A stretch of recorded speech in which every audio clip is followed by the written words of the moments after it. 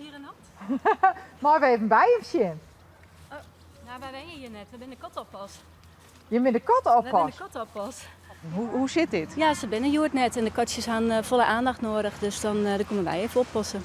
En hoe hard binnen katten? De katjes ben nou, ik denk 14 weken, 14, 15 weken, zoiets. Wat doe je zo allemaal deze katjes? Vooral spelen. En wat dan? Eerst zaten ze nog in de bench, maar nu hebben we ze losgelaten en dan kunnen ze nog met elkaar stoeien en op de klimpaal. En zijn het broertjes, zusjes? Wat, Zusjes.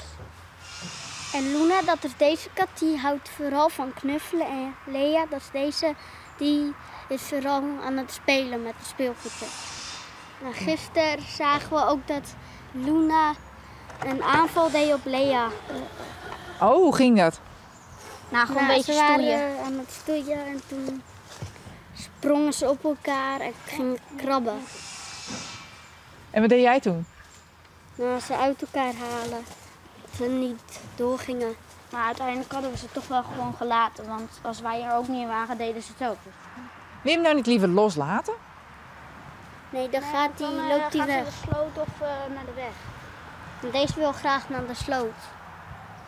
Net stond hij ook heel erg dicht bij de sloot.